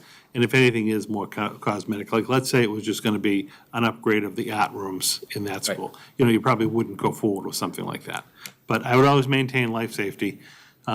You've always got to maintain like the climate within the building, so like your HVAC type stuff. But some of the more cosmetic-y things you might not do. And you're going to look into the McCarthy kitchen, the energy-saving hood control system, right? To find out if that has been Yeah, completed. In the scheme of things, it's only 15,000. It's a really small number. And I just don't know if it was a mistake that maybe it got included in the base kitchen from last year, or if it was supposed to be included in like an HVAC project. But I will find out for you, but that's not going to really skew the number significantly, just because it's a particular drive to just be replaced. But Anybody else? how do you feel in general about the process, or? I just have a comment on Parker, but did you have anything you wanted to add, Maria? Yeah, just, I think I have the same things about what are we gonna do about Parker and, the McCarthy building itself. I think you're correct. McCarthy will probably remain a school. And, we're thinking of the population that will be in there might be different, going long-term. But, I don't want to do things that, we're going to spend money on and then we don't use the facilities, of course. But at the same time, I don't want the kids not to have access to quality buildings that, Quality they can actually environment. learn in. Yeah. The environment is important. And the one thing that I think is very true in education, you only go through 1 year once. And, if there's 4 to 8 years of kids going through 1 year once in an environment that's really not conducive to learning, that's a real problem too, for us as a district. That was exactly my concern. So I think that renovation is one thing, right? Right. A wholesale renovation that, is, may only,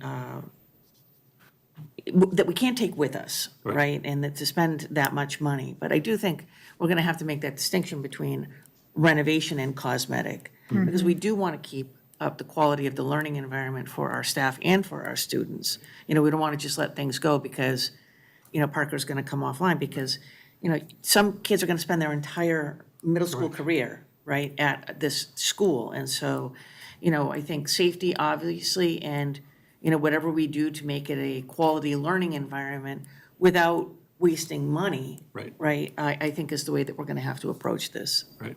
You know, I wouldn't want the kids at Parker to have anything different than you would have, say, at McCarthy when you go to school.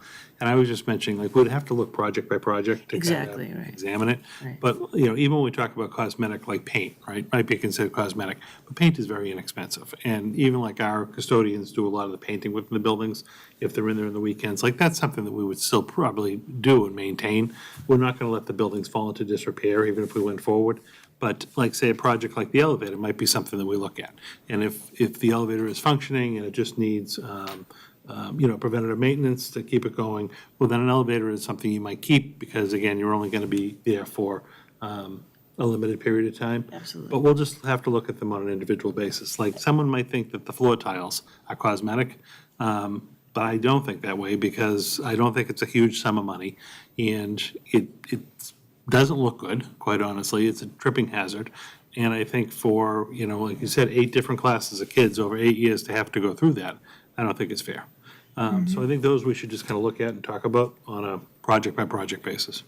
I agree. I also think it's the responsible thing to do in terms of, you know, the town, right? Because, you know, we don't want it to take, you know, school budget money, taxpayer money, spend it on a big project that, you know, should have a life, you know, of 20 years and only get 8 years out of it because we had to rip it out and it's of no use to us. So I think we have to approach it that way, so. On the other hand, going to these things, you know, Halloween and so on, a lot of parents that I had not met before came, and I was actually really surprised at the number of families at the elementary level especially who said, we're new to the town, we've just come in, we chose it because of the school system.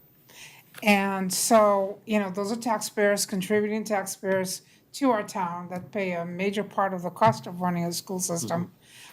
Which, you know, I think we have to think about that in terms of the kids and access to good quality. Yep.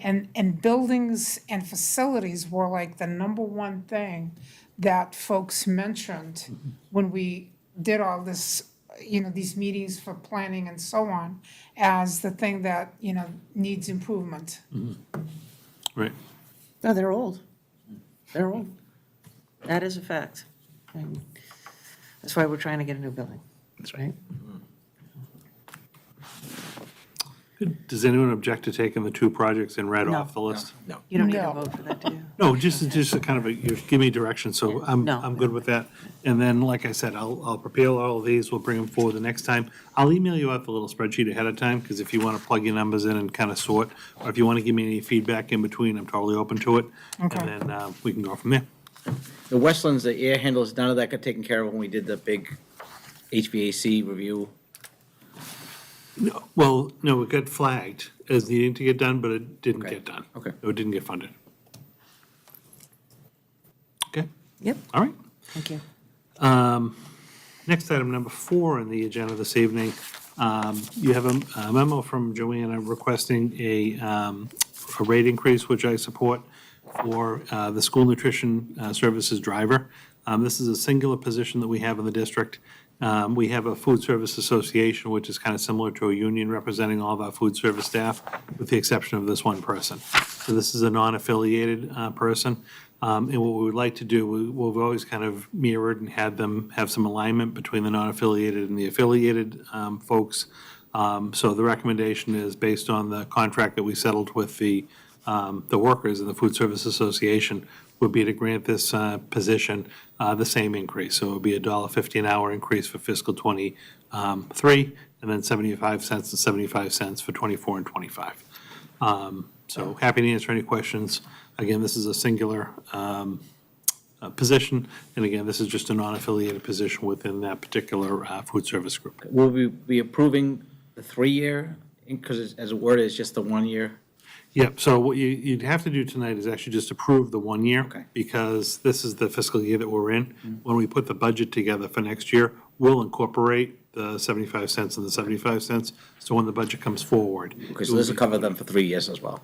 Well, yes, the intent would be that, you know, the only action you really need to take budget-wise is the current year. Okay. But the intent would be to include the 75 cents and 75 cents in years 2 and 3. But we'll just bring that forward under the regular budget process. And this would be a roll call vote. I'll take a motion, please. I recommend that the school committee vote to approve the hourly rate of pay of $18.90 per hour for the part-time school nutrition service driver. Second. Is there any further discussion? Would this be retroactive? I would to July 1st. Yeah, okay, just want to make sure. Do you want to have friendly amendment, include that within, just so that there's no concern? I move that this be retroactive. Retroactive to July 1, 2022. July 1, 2022. Perfect. Second again. All right, and we'll include the two of them together. Yeah. Okay? Is there any further discussion? All right, Dennis? Aye. Jeff? Aye. John? Maria? Aye. Aye, 5-0. Thank you. Thank you very much. And Joanna, thanks you.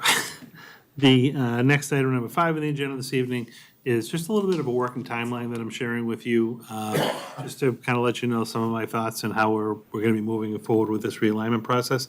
This is a kind of a working document that I shared with staff in the district, at the 2 middle schools last week, where we went through a process of kind of identifying some of the different dates and significant marks over the course of the year. So we're approaching this multifaceted. So this obviously is an internal working document for staff, because staff have a lot of questions about, what buildings they're going to be in, how they're going to realign, if they're going to transfer, not transfer, how that's all going to work. So we also then have a lot of questions just around operationally, logistically, how all these different moves are going to work and what it's going to mean for staff and students.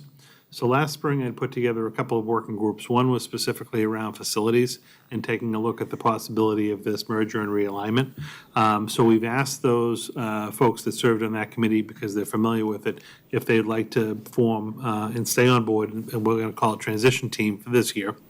And then I've asked the schools to, that was 12 individuals, I've asked the schools to add another 12, so that they can, now that we know this is actually happening, give me a representative from each school, from each grade level, 5, 6, 7, 8, a specialist, a special ed teacher, so that we can actually break out and kind of have a 5, 6 transition team and a 7, 8 transition team.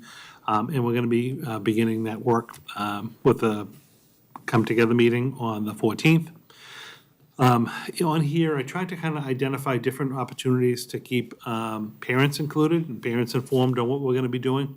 So I'm actually looking to do kind of a revamp or a review of how we even got to where we are, a little bit of an overview on November 30th. So I kind of did blue for you, just so you could see kind of where we're identifying some dates to meet with parents. I'm actually going back and forth, and I'm still kind of thinking about this one. I don't know if it would be better and easier to actually just record a segment, pre-record it, that would kind of talk about this whole process, why we're doing what we're doing, get into Dora and Whittier, and then just make it available by the 30th so that people can watch it. And then if they have questions, just kind of have a follow-up question and answer type meeting. Or if I should just have a general meeting, run through the presentation, record the whole thing so that it can then be posted to the website. So I'm still kind of thinking about that. But by the 30th, we're going to have a parent session to basically review how we got to where we're at, how we're moving forward, so that they feel comfortable knowing what's going ahead. And then I identified, at least for the start in December, January, February, and March, what I'm just calling virtual office hours. So what I'm going to end up doing is sending out a communication to parents in the community, a link to a session to just come online with me. It won't be anything formal, no significant presentation, but I'll have some office hours in the morning, I'm thinking that day, maybe from 10 to 11. I'll have some office hours in the afternoon from, say, 1 to 2, and maybe in the evening even. And I'll just pop on to the link, and then if any parents or community people want to come in and ask a question, they can. They can ask their question. If they are satisfied, they can leave. If they want to stay and talk with me, they can. But I'm going to be at least kind of having the once-a-month check-in virtually with folks if they want to ask questions and see where things are going. And then again, through the work of the transition teams, as we identify all the different logistical issues with this change, we'll add to this working timeline, and we'll also have maybe like some FAQ type documents that'll come out for parents, staff, and just to kind of keep everyone informed. So I was really, no action on your part tonight. I was just kind of sharing with you my thought process and how we were going to start to lay this out, how we are going to have staff be involved again in the buildings, how the whole transfer process is going to work for staff, because again, I think there's a lot of questions for them around that. and maybe even parents, I don't know, I don't want to assume anything. But then how we're also going to be working in opportunities for parents to stay informed of what's happening after they receive, say, an FAQ or an update about the move, be able to jump on to one of these sessions if they'd like to and talk with me. And then I also think, this kind of gets us to the winter time when we should have a better plan for what's happening. We can certainly talk about, I may, on my own, we could do some together, just have like an open forum. We certainly could have like a school committee administration open forum and just have people come out and talk about how this is all going to happen. But I know we talked about it a little bit. I just wanted to share my initial kind of shell of how we're kind of working this through, just to give you a sense of timeline and how we're approaching this internally. I do have one quick question. So, and this may be happening at the building level, but this summer I received a really terrific email from a now sixth grade student at the Parker Middle School, Evie Leonard. And she had some concerns about the transition, and I was wondering, what are we doing to involve students in this process? Sure. So at this point, most of the student work is going to be school-related. So I do believe both principals they have like their student leadership teams. They will be working with them to identify some of the concerns that students may have in this process, surface it up so that that information can come into our transition team meetings. I certainly can, for a future update for you, maybe try to add in a little bit of information about like when they're meeting or what some of the topics are that came up. But at the middle school level in particular, the kids are old enough to be involved and give good input. So they will have a voice in this as well. Great, thank you. Great. Did you have some questions? Anybody else? Yeah, I would just, I'm probably getting to a needle in a haystack here, but can you just explain this, like on January 3rd, the staff are going to be provided a voluntary transfer either as a team or individual. How is that all going to work? What happens if somebody doesn't voluntarily transfer? That's very in the weeds. I know. No, so, and a lot of that stuff, like the black stuff on the form, Yeah. it's more like the staff. Yeah. So like the parents aren't gonna get involved in that. Right, no. So in our teacher's contract, and we're gonna have to meet with the union about this too, just to kind of make it as smooth as possible. But in the contract, there is some language that talks about when you reallocate or you realign grade levels within the district, how you go about it. So just a strict reading and a quick reading of that particular language says that the first thing you do is you ask staff if they would like to voluntarily transfer, either individually or say as a team, to the new school that's housing the new grade level. So for instance, we know that, McCarthy is going to be a 7th and 8th grade school. So yes, we would ask everyone in the building, if they wanted to transfer. The 7th and 8th grade from McCarthy are not going to be transferred to Parker, so it's really just the 5th and 6th. So we would ask the 5th and 6th grade teachers either individually or as like a team, because they have a 2-person team, do they want to voluntarily transfer to Parker? If they do, then they're all set. The transfer would be accepted and formalized later, but we know teacher A and B in 5th grade are now going to be over in 5th grade at Parker. If a teacher doesn't want to voluntarily transfer, either individually or as a team, their other option under the contract is what they call designation. So they can basically say, no, I don't want to voluntarily go. I'm just going to wait and see what jobs are available in the springtime, because on by March 15th, we have to post the district-wide opening. And if they have a different license, so let's just say you happen to be teaching 5th grade math and science, but you also, most of those staff have elementary licenses because they're 1 to 6 certified. So if their preference would be, instead of going to Parker as a 5th grade teacher, they could hold out and say, hey, there's a 4th grade job coming up at Byam. I'm going to just apply for that job. So they can apply for that job. And with designated status under the contract, they basically, they're guaranteed a job. But they're really kind of given a first look at the jobs in the district. So they don't have to voluntarily go. Okay. In the end, if there's no position for someone to go to, they have to be assigned a spot. So that would be considered an involuntary transfer, and that would be, me giving them a letter saying, okay, here's where you're going because there's no position for you that you fit into, and you're only licensed for X, and this is the one job where there's an opening. My gut tells me most of this is going to be voluntary, and the 7th and 8th grade at Parker know they're going to be teaching at McCarthy, and the 5th and 6th at McCarthy know they're going to be teaching at Parker. We're still going to have to talk to the union a little bit about how this all shakes out. One of the interesting things would be we have a lot of people in the buildings who are just licensed in service grades 5 to 8. So, if you look at like your counselors, or you look at some of your special education staff, unless they're in a specialized program, they're licensed to be in the middle school. Do they just stay at their home school, or are they more interested in working with the younger kids? So maybe they'd want to transfer over to 5 and 6. So we have to kind of work through those logistics. But the only reason it actually says volunteer and designated, those are terms directly from the contract. Sounds like fun. That's going to be a lot of fun. Does anybody ever, I'm sorry, Maria, go ahead. So essentially, we will know all that, which teachers have decided that they want to transfer with the grade level and so on, by which date? Well, let me look at my list. Hang on one sec. January 17th. Okay, Middle school staff who either volunteer to go, they're going to be notified that their transfer is accepted. If they don't choose to voluntarily go and they want to designate, then we have to, by March 15th, put out the list of open jobs in the district that are anticipated for the following year. And then that kind of takes through March, almost sometimes up until the April school vacation. And that, it could be as late as that. okay. Anybody else? All right, great, thank you.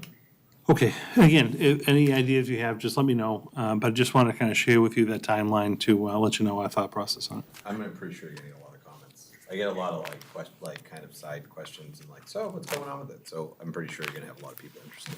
Yes. Yeah. Oh, and the more we can kind of put out there, hopefully it'll help and really push people. We'll start communicating those open sessions too.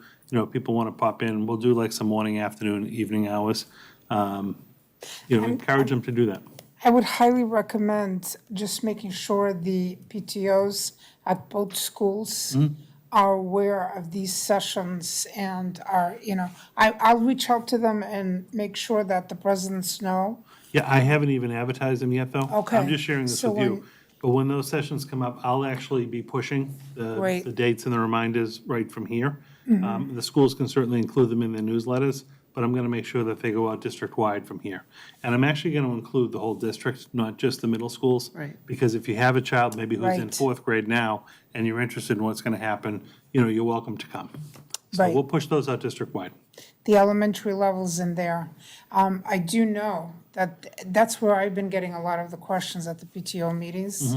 And I do know that they're very interested in making sure that the transition happens well. And that the kids who do need to transition for a 1-year period, whatever is gonna happen there, Right. that they feel comfortable in the, in the buildings and so on. I agree. And they wanna run things together so that there can be that kind of transition. Yep. Yeah, the schools, just as an aside, the schools have already started talking about, like, internally transition meetings with their schools, because, this first year is gonna be difficult for students who started in 5th grade at McCarthy and who are gonna go to Parker for a year and then go back to McCarthy. The current 7th grade students at Parker who have been there for 3 years, going over to McCarthy for 8th grade instead. So they've already talked about different things they can do in the springtime, together as teams, some little tours of the buildings, some get-to-know-you type activities with the kids. So, and I think a lot of that will get fleshed out through the logistics meetings with the transition teams. But I'll definitely keep you informed. That's great. Good. All right, item 6 isn't a written report. This is just a verbal update. Dennis had asked about the fall student transportation, and I talked to Joanna this morning. The regular day-to-day stuff is going about as what we expected. So your morning and afternoon runs to school, for the most part, are going fairly well. We went back to the 29 buses, and on a good day, if everyone's healthy, we have 29 buses running. If because bus drivers get sick too. So as we start to get bus driver sicknesses, there are times when we have to double up runs, not atypical to other years. But the day-to-day stuff is going fine. The after-school stuff, which I know is probably the bigger question for you, is not going great. It's what we kind of experienced during the pandemic. There are just not buses through North Reading to accompany most of our, or take care of most of our after-school runs. It's a point of frustration, I think, for everyone involved. They just do not have buses at 2 o'clock to be able to do some of those early runs. while it's not super helpful, they have been able to, I guess two positives. They have been able to free up buses at the end of the meet, say to come pick up kids at 4 o'clock and at least bring them back to the high school, but it's not always optimal getting there. So I know Dan and others have been using our two minibuses to, shuttle run almost, students where they need to go. But it certainly is a challenge. I know he has contracted also with, I think it's Bedford Charter. They had more availability, so he actually locked them in to take our teams to and from a little bit. That has been better. And I know in the winter season, he's looking to see, because now they have the schedule for the whole season, he's looking to see just what can they actually just outsource to Bedford that could be locked in to have less to have to deal with on a day-to-day basis. Again, not that it's good, but North Reading has been very communicative that they can't do these runs. It's not like a bus just isn't showing up at 2 o'clock, you didn't know it. He does get an email every morning saying, this is what I can do, this is what I can't do. So they at least have a little bit of time to know about it. But I don't see it being a situation, unfortunately, getting better, aside from just trying to contract with some of those other groups when they're available. He did indicate that it was certainly frustrating a little bit in the fall, because you try to do some of your events earlier because of the light changing and things like that. And it will also be a challenge in the springtime, because again, you're trying to take advantage of outdoor lighting and, coldness in the spring and things like that. He said it's not quite as bad in the winter time because most of your events can be moved to, like, say, a 4 o'clock. You can do a 4 and a 6. But just sometimes, like those freshman and JV meets and matches are a little bit more affected. But because you are indoors and you do have light and things like that, you can just bump the day a little bit, so it won't be quite as bad. The weekends have been okay, so we haven't had too much trouble on weekends getting buses. The other challenge he is foreseeing, though, is the winter and the spring because of track.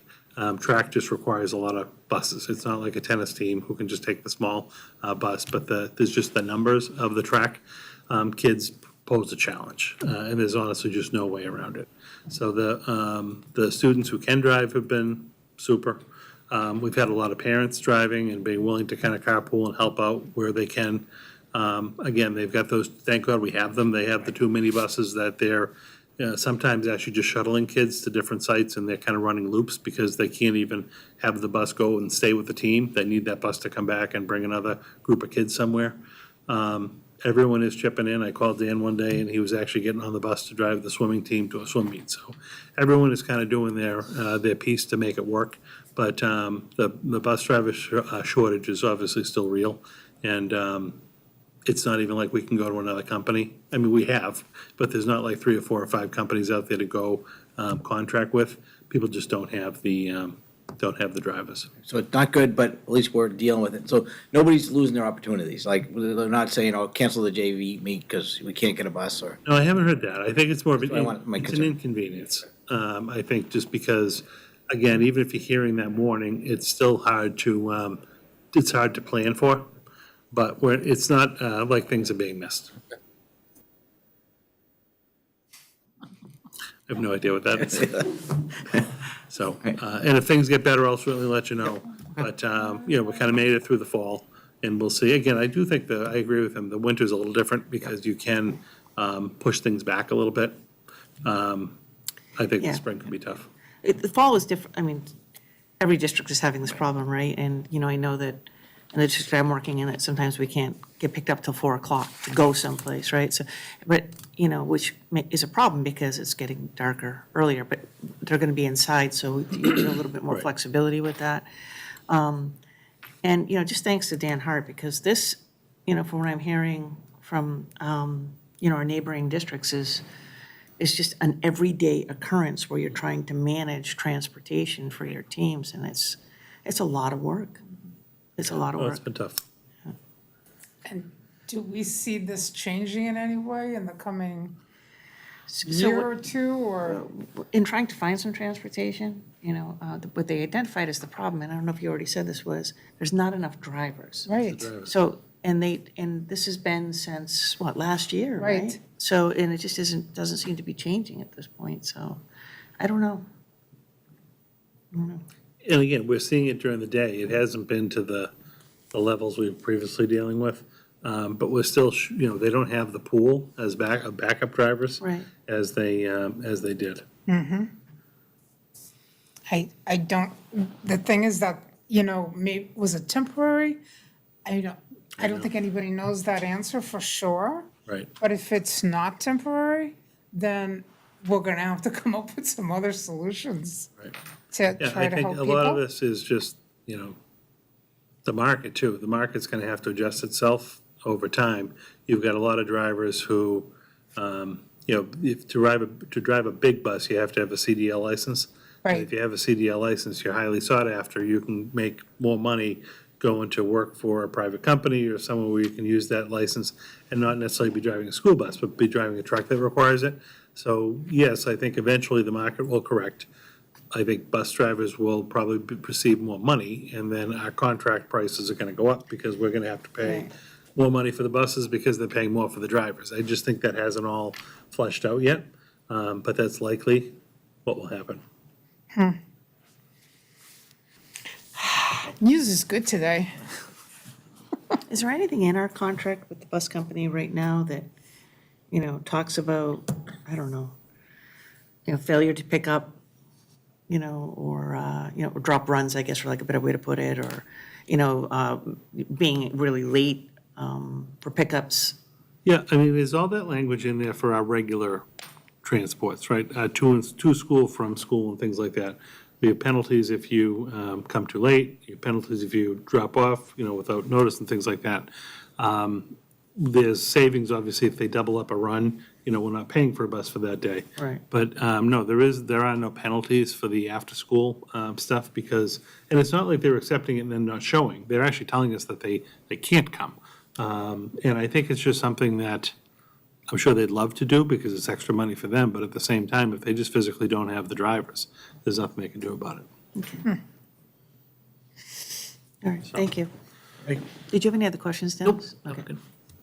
Anybody If it else? gets better, I'll let you know. Thanks. I won't hold my breath. And then last, just one additional field trip came in, and you'd approved one from McCarthy a couple weeks back, but this is the same as the seventh grade students from Parker this time, who would like to go to see the viewing of the Christmas Carol. Again, it's not an overnight trip, it's on December 16th, but it happens to be in New Hampshire. So just recommend approval of this one field trip. I move that the school committee votes to approve the Parker Middle School field trip on December 16th, 2022 to the Palace Theater in Manchester, New Hampshire to see A Christmas Carol. Second. Any other questions? All those in favor? Aye. 5-0. All right, I know we covered some of the liaison reports under good news. Does anybody else have anything else that they wanted to add? So I attended two. The first one was the Wellness Committee. We're back in session. We'll have 3 more meetings at least this year. And we have some new student members and also community members, which includes parents. So it's a good number this year of folks who are in this committee.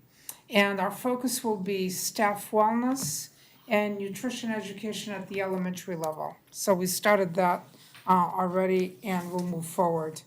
The second one I attended was the McCarthy PTO meeting. I was not there in person. They also sent me a report. So they had their 5th, 6th social on October 20th. Over 300 kids, young people, attended and had a blast. Mark always does the DJing and he does a super job. They had a teacher appreciation event with donuts, apple cider, pumpkin gifts, all kinds of things like that, with a lot of donations from the community. They did a dining to donate and we'll do another one for Project 300. Project 300 is their next big thing. They support it, don't run it. It's November 7th through the 14th. That is usually Mr. Sullivan's thing as well.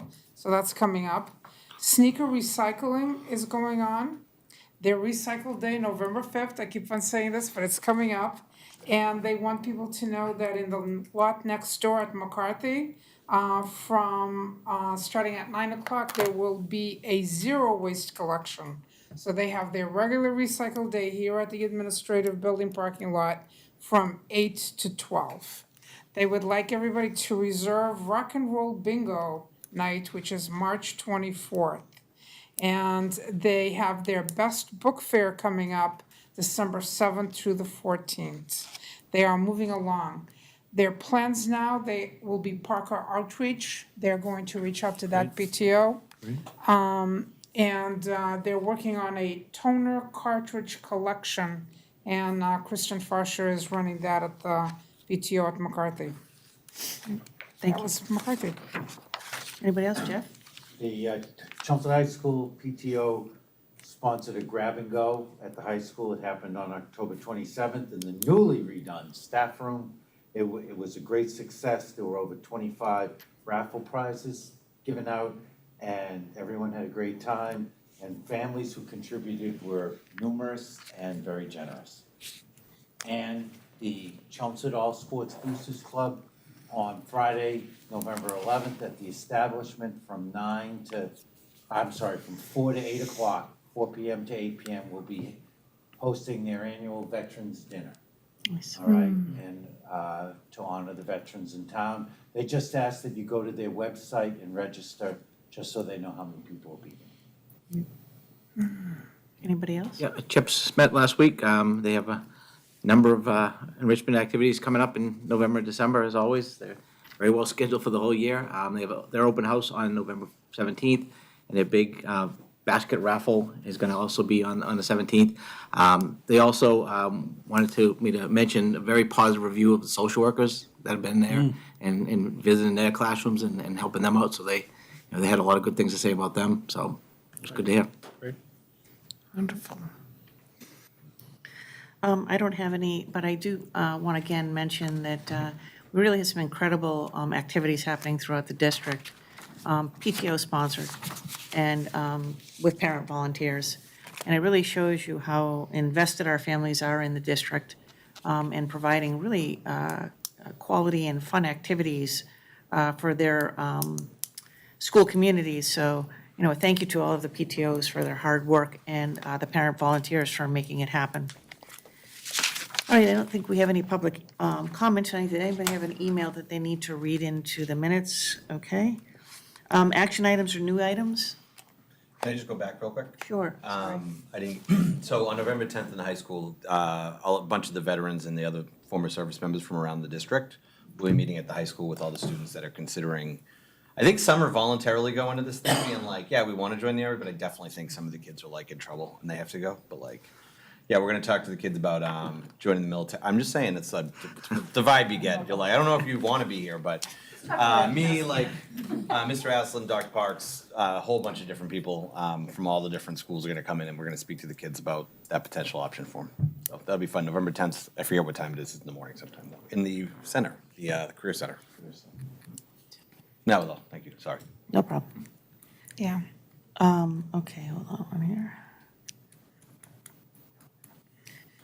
All right, does anybody have any new items? One thing I do need to know from people, I know you've already responded to Mr. Cohen regarding November 21st, so if you guys could let me know whether or not you can make that I meeting. responded to him too. I'm sorry Okay. I didn't include. All right, so this is regarding, Neshoba Tech.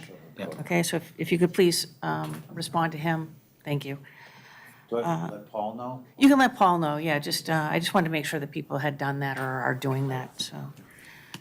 Anybody else have anything else? It just, if we get updated where the safety audit is. Oh, yeah. Okay, I don't know what the timeline is on that, what Sure. kind of things. And then I know it's come up before, the McCarthy Tennis Court project, where that's at. If that's gonna cost us anything in terms of capital, I know who's gonna be funding that going forward, so. Sure. I can touch on both real quick for you, if you want to do that first one. So I still owe John and his group the report, but it is forthcoming. If you look on the capital plan itself, the the McCarthy Tennis Court is actually an item that was listed in 25. Okay. So it's already on the capital plan to happen a year from now. What I'm likely going to do is I'm going to get that report, which I promise, out to the group to review. And then probably recommend with like our one-time money, once we kind of free that up, to hire some type of architect to work with us to actually do like the rollout of like what the facility could actually look like, do some renderings, things like that, to kind of gear up, help put a budget together for what the ask should be for a year from now. So that's how I kind of see it playing out. Then it'll get rolled into the capital offering, either as a school, a town, or a school-town combo. But we'll also want to get Christine Clancy, the DPW director, involved when she's back, and obviously Paul Cohen at the time. But it is forthcoming. And it is an item in the 25 budget. I think it's actually underfunded, because if we do what we were talking about doing, we're going to need more money. But I think it's going to be relatively short money to get the architect on board and start doing a little bit of rendering with us. So we'll do that. We'll get a real budget to be able to move forward with. On the safety audit, we actually met with, talked to a number of different firms who do that type of work. We had put some requests for quotes out that came in on Friday. So I reviewed those over the weekend, and actually yesterday picked a group to work with. So I'll put a full report together for you on the next agenda. I'd like to get everything signed before I kind of publicly announce it, but I'll put that on for you and give you the whole timeline of, kind of who, what, when, where. Get that on the next meeting. That work is going to commence after Thanksgiving and be done likely before we get too deep into January. So it's a pretty quick turnaround. Great. Anybody else? Do you think we could get a policy subcommittee update first week of December, that first meeting in December, excuse me? Yeah, I think we'll be ready by then. I mean, we did meet. Just an update. Yeah, we did meet and we looked at everything. We sent them back to some people just to review. Okay, So I think we'll have something by then, sure. all right. And then do you think that we can do a school committee handbook update, just again, an update on where things are at right after the first of the year? Okay. And you had wanted to return to discuss a little bit on the short-term goals, maybe that also as an agenda item. Yes, That would why be don't we do great. that maybe right after the first of the year too? That would be good. Okay, and then we'll have a little bit of time to kind of get some of these things in motion. And then the other thing I'll be looking at, if people could reach out to me, if you are interested in serving on the contract negotiation team for the superintendent. I'd like to get that established by the end of this year. So, does anybody else have any other questions? Any comments, action items? Okay. As I said, I don't see that we have anybody here for public comment, no emails to be read into the minutes. So with that, I'll take a motion to adjourn. I move that we vote to adjourn. Second. All those in favor? Aye. Aye. 5-0. Thank you. Thank you.